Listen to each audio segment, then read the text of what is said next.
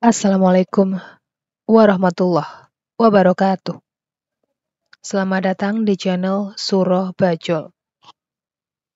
Kali ini kami akan membawakan sebuah kisah misteri tentang misteri Villa Tua.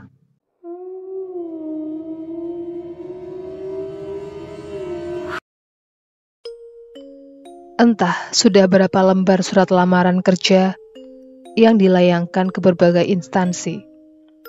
Setiap ada lowongan kerja yang sesuai dengan profesinya, dengan cepat dia layangkan lamaran kerja yang telah disiapkan. Tapi sayangnya, hingga kini tak satu pun dari sekian banyak surat lamaran yang terbalas. Ivansyah merasa kasihan dengan kedua orang tuanya yang telah banyak mengeluarkan biaya kuliahnya hingga akhirnya dia berhasil meraih gelar insinyur di bidang arsitektur. 2 ekor kerbau dan sebagian ladangnya dijual untuk membiayai anaknya yang sematawayang dan sangat dicintainya. Namun setelah mendapatkan gelar sarjana, ternyata masih sulit untuk mendapatkan pekerjaan. Sudah hampir setahun dia mendapatkan predikat sebagai panci kelantung. Untunglah, hal itu tidak terlalu berkepanjangan. Tatkala di suatu pagi, ada teman ayahnya yang menawarkan pekerjaan untuknya. Kedua orang tuanya sangat bersukacita dengan tawaran kerja yang diberikan kepada anaknya. Sebuah villa tua di kawasan Kota Batu, Jawa Timur, yang tak jauh dari rumahnya. Dia disuruh memugarnya. "Nak, villa itu sudah lama sekali tidak berpenghuni. Konon yang punya warga Belanda.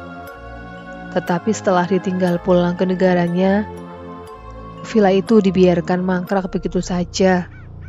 Namanya Tuan Willem, yang katanya telah meninggal beberapa tahun yang lalu. Kemudian Tuan Frans yang masih sepupunya, yang memberikan pekerjaan kepada Nak Ivansyah, menyuruh aku untuk menunggui villanya. Tetapi berhubung rumahku berdekatan sekali dengan villa itu, ya, aku hanya cukup mengawasi villa itu dari rumahku. Lagi pula, keamanan di kampung ini aman-aman saja," kata Pak Truna yang sudah setengah baya menyambut kedatangan Ivansyah. "Iya Pak, aku sudah mendengar riwayat villa itu dari Pak Frans. Beliaulah yang mengatakan bahwa villa ini diserahkan sepenuhnya kepada Pak Frans untuk mengawasinya." Ivansyah yang datang di siang hari bolong berkata kepada Pak Truna seraya mengamati villa yang akan dipugarnya. "Oh iya Pak," kata Pak Frans, "Nak Ivansyah disuruh bermalam saja di rumahku untuk beberapa hari. Tentang biaya makan dan sebagainya, nanti Pak Frans yang menanggungnya." Pak Truna menawarkan jasanya. "Terima kasih atas tawaran Pak Truna. Tetapi kalau aku ingin bermalam saja di villa itu, apakah tidak bisa, Pak?" kata Ivansyah sambil pandangannya diarahkan ke villa. "Oh, boleh-boleh saja, Nak. Tetapi aku harus bersihkan dulu villa itu," kata Pak Truna menjelaskan. "Iya, Pak. Tapi jangan Pak Truna sendirian yang membersihkan. Aku juga akan bantu." Ivansyah merasa kasihan kepada Pak Truna. Akhirnya setelah villa itu bersih dari kotoran, terutama debu, Ivansyah memutuskan untuk menginap di situ.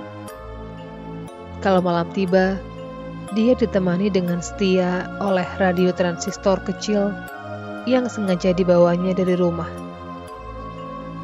Tak terasa sudah hampir seminggu dia berada di villa itu. Dia memugarnya bersama beberapa kuli bangunan. Sebagian besar kuli-kuli yang diajak memugarnya itu adalah penduduk setempat yang ada di sekitar Batu.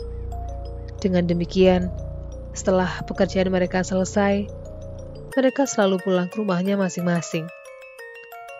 Malam itu adalah malam Jumat Kliwon. Dia mendengar dari beberapa orang kalau malam Jumat Kliwon diusahakan untuk tidak tidur sore-sore. Lebih baik tidur setelah jam 12 malam ke atas.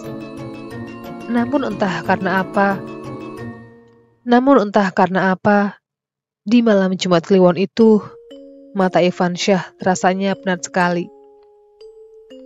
Meskipun malam itu sudah minum kopi kental dan beberapa kue supaya tidak tidur sore-sore, namun rasa penat di mata Irfansyah hampir tak tertahankan.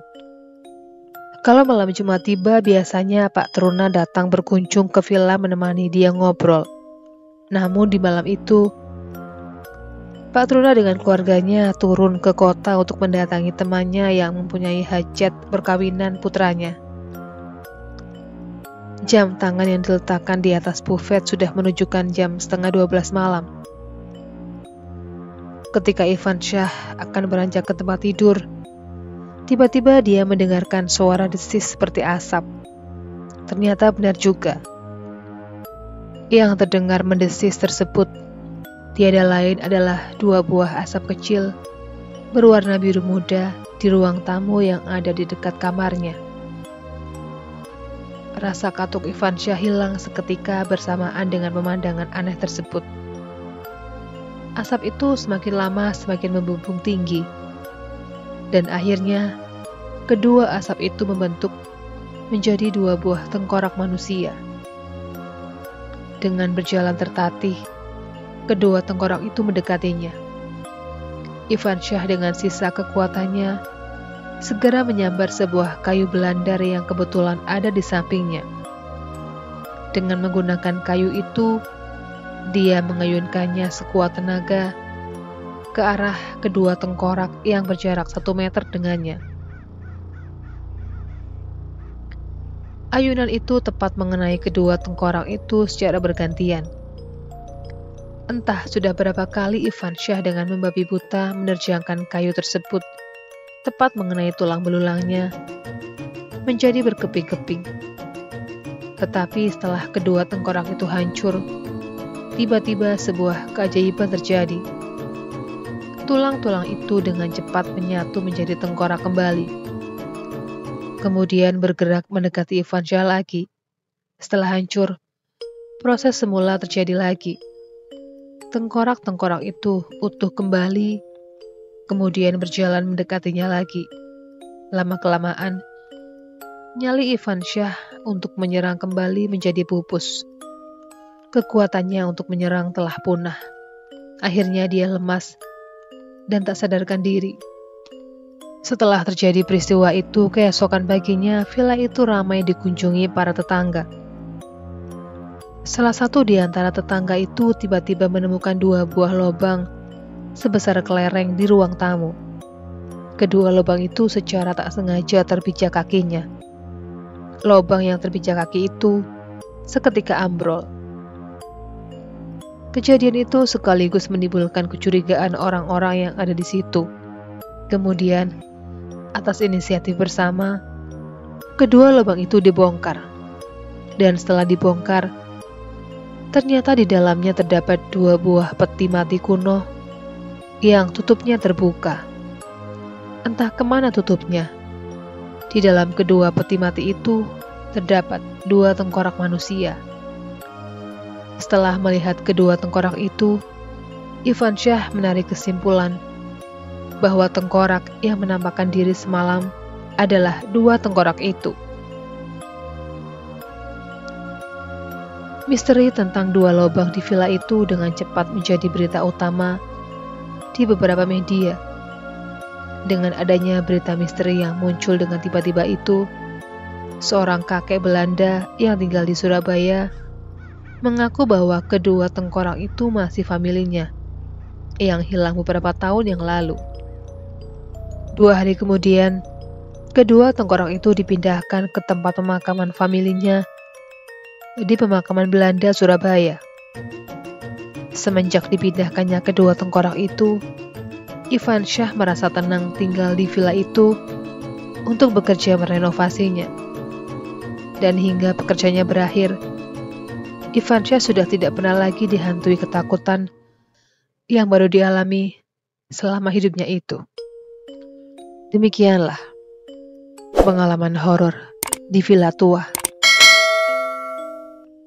Sekian dulu video kali ini, jumpa lagi di video berikutnya.